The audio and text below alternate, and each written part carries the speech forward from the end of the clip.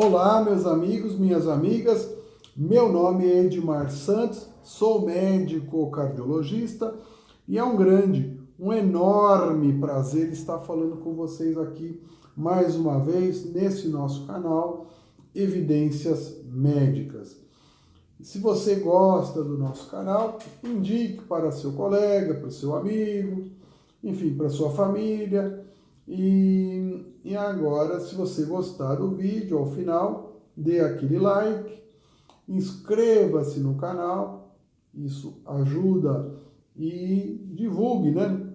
Passe para frente caso o assunto o agrade, se você gosta da nossa filosofia aqui do canal. Nosso canal tem um comprometimento única e tão somente com a verdade. Não temos compromisso com ninguém, com político, com ideias radicais, quer seja de natureza política, quer seja médica também, coisas exóticas, etc. Pode colocar aqui que a gente discute tudo. Estamos abertos aí a falar sobre qualquer assunto que nos diga a respeito aqui, para ver se existem ou não evidências de uma conduta a ser adotada ou se é apenas algo, esses mitos urbanos, né? Mas vamos lá. Um dos capítulos muito importantes que tem crescido em importância hoje no mundo da cardiologia, né, é a cardio-oncologia. Ora, Edmar, mas o que vem a ser isso? Bom, cardio-oncologia é uma área de atuação que quem qualifica os profissionais é a ICOS, que é a International Cardio-Oncology Society, né? Através de uma prova que, enfim, feita em inglês, que então qualifica, né, os profissionais em especialistas ou não especialistas na área.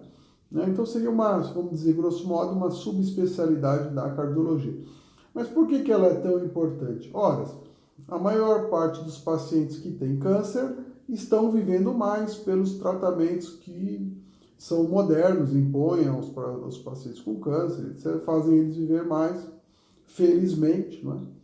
E também os tratamentos cardiológicos também proporcionam maior expectativa de vida, menos problemas, etc, etc. O que é muito bom, tanto para os pacientes com câncer, para os pacientes com doença cardiovascular. O que chega a ser interessante é o quê? Os fatores de risco para câncer e para doença cardiovascular, em grande parte, eles têm uma intersecção. Obesidade, tabagismo, sedentarismo, etc. São fatores de risco para as duas doenças. E a idade também. Veja, então isso é muito importante. Então, muitas vezes coexiste no mesmo indivíduo as duas enfermidades, tanto câncer quanto doença cardiovascular. Então, há de se ter um approach mais adequado desse universo, para que você consiga tratar de forma mais adequada esses indivíduos. Fora que muitos tratamentos para câncer, né, as quimioterapias, por exemplo, somente os agentes, lá, o doxarubicina, a epirubicina, são chamadas quimio vermelhas, elas são de um efeito cardiotóxico, né?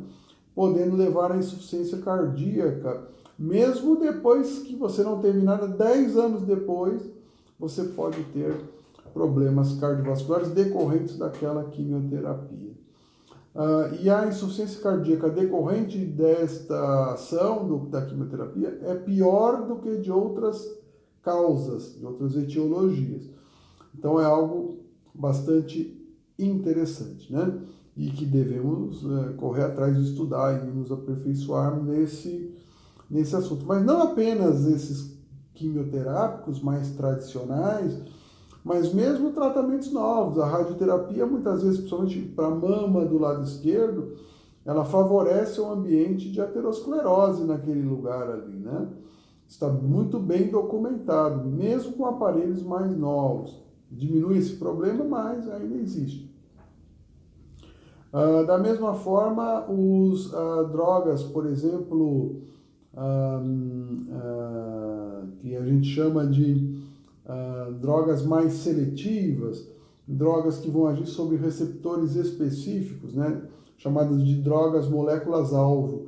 Então, em vez de eu, na quimioterapia central, geral, clássica, essa que todo mundo conhece, ela visa atacar aquelas células que mais se multiplicam no ciclo celular. Então, claro, as células tumorais são as que mais se multiplicam, mas células do estômago, das gônadas, etc., também se multiplicam muito. E, portanto, os efeitos adversos são náusea, vômito, mal-estar, etc. Porque são células que também estão se multiplicando em demasia. Então, daí essa questão. Mas drogas mais novas, tipo, câncer de mama, o Herceptin, que é inibidor HER2, você tem o HER2 na mama, mas tem no coração também. Então, ele pode ser causador também de problemas cardiovasculares. Né? E outros quimioterápicos levam a arritmias, uns a trombose, outros enfim, variadas coisas, insuficiência cardíaca, né? Comumente é o que se apresenta. Mas aí também essas drogas mais seletivas podem também causar problemas cardíacos, inclusive os chamados inibidores de checkpoint, que são drogas também mais modernas, são a imunoterapia, que muitas vezes também vai aumentar a imunidade do indivíduo, né? Haja vista que, partindo da premissa que o câncer houve uma falha do sistema imunológico em terminar com ele logo na saída, aumentando a imunidade, você pode levar a lesões autoimunológicas, levando a miocardite também. Então, não tem muito jeito, quer dizer, a maior parte dos quimioterápicos interage sobre o coração e pode trazer problemas. Então, é necessário que um cardiologista ajude nesse tratamento. Infelizmente, não é o que vemos na prática. Não é o que vemos na prática. O paciente fica centrado só na oncologia, ele acaba, até por dificuldade, às vezes, o colega centraliza demais, não quer, enfim, ouvir muitas opiniões. O paciente também não, às vezes quer, não, já estou ouvindo opinião demais, quero só ficar aqui com o senhor. E acaba perdendo oportunidades de ter tratamentos melhores. Onde que eu vou chegar nessa conclusão? Por que eu chego nessa conclusão da importância de outros pacientes, colegas, outros médicos, acompanharem em concomitância os pacientes, em vários cenários, né? Um estudo feito aqui, que foi apresentado agora em agosto, no congresso da ESC, European Society of Cardiology, virtual esse ano, infelizmente. Esperamos que o ano que vem, nessa mesma época, no final do verão europeu, seja em Barcelona 2022. Essa é a expectativa de todos. Eu espero estar lá em Barcelona, que é uma cidade que eu gosto bastante, eu e o resto do planeta Terra, diga-se de passagem, né? Barcelona é realmente encantador. Mas, brincadeiras à parte, o estudo chamou-se PRONOUNCE. E o estudo foi conduzido, o PRONOUNCE, o investigador principal, o PI, que a gente chama, foi o Renato Lopes, já falei várias vezes dele, extraordinário médico, lá do Duke University, tá? E ele que conduziu esse estudo, né? Ele comparava duas drogas que são usadas no tratamento do câncer de próstata, né? Mas por quê? Ele é cardiologista? Ora, primeira causa de câncer de próstata, que é a segunda causa de morte em homens por câncer, a primeira causa é pelo próprio câncer. A segunda, doença cardiovascular. Daí a importância de você ver se há diferença entre as duas drogas testadas. Um agonista dos receptores GNRH, outro antagonista. Ora, se são meio... eles atuam inibindo, em última análise, quer seja de uma via ou outra, a testosterona, que é um agente que facilita a proliferação do tumor quando este existe, né? Essa que é a ideia. Então, o tratamento básico, o cornerstone, a pedra angular do tratamento, é a diminuição da testosterona. Então, podemos chamar isso de castração química. Você vai usar uma forma ou outra, mas no fundo é isso. Você vai querer que a testosterona fique abaixo de 50 nanogramas por decilitro. Alguns autores falam até em 20. Enfim, mais uma forma ou outra, mas nos estudos observacionais, via-se que uma das drogas, ela promovia, nos estudos observacionais, que eu já falei para vocês, nível de evidência muito duvidoso. Uma das duas drogas, a mais antiga, né? Claro, ela promovia o dobro de mortes cardiovasculares atribuíveis a ela do que o remédio mais novo. Então, em vários estudos, inclusive um deles publicado no New England Journal of Medicine, chamado HERO, então ele comparou as duas estratégias. No remédio antigo, 10% de morte cardiovascular, no remédio novo, 5% de morte cardiovascular. E então o estudo ele pegava o Degarelix de um lado, o Leuprolide do outro, dois remédios para câncer, então, para câncer de próstata, e foi randomizado direitinho, foi sorteado, né, aleatorizado quem ia tomar uma coisa ou outra. Havia um pressuposto que todos os pacientes fossem cardiopatas. Para quê? Para que o desfecho cardíaco fosse o mais rápido possível, né? Os pacientes iam ser acompanhados em um ano. Enfim, o estudo ele terminou na metade, não foi possível terminar. O fabricante, que era o agente que financiava o estudo, saiu fora, porque também era um ano de pandemia, é difícil recrutar pacientes. Uma série de problemas interromperam o estudo na metade, mas deu para chegar a algumas conclusões. Primeira delas, que mesmo chegando pela metade, teria que, de acordo com o resultado obtido, ter uma mudança muito grande na outra metade para mostrar alguma coisa. Que no resultado desse parecer inicial, é que não houve diferença entre os dois grupos. Degarelix e Leuprolide tinham o mesmo resultado no que diz respeito a eventos cardiovasculares, o 3-point MACE, né? Que é infarto não fatal, AVC não fatal e morte cardiovascular. Bacana. Então, claro que não houve significância estatística, o estudo não terminou na sua plenitude, mas o que se viu lá? Que ambos foram iguais e teria que ter uma diferença absurda na segunda metade do estudo para ver alguma coisa e provavelmente não aconteceria, né? O estudo ele foi adjudicado, ou seja, auditado, vamos colocar assim, né? Pela Duke University. Então, eram vários centros que participaram e você tinha o evento descrito pelo investigador e você tinha o achado auditado. Teve infarto? Bacana. Cadê o eletro? Cadê a troponina? Cadê a evolução do paciente e tudo mais? Então não é só barulho, não é só... Tinha que ter ali. E poucos estudos, na verdade a maioria que eu vejo, ele não sofre tanta auditoria assim. Isso é fundamental, né? Fundamental no ensaio clínico. E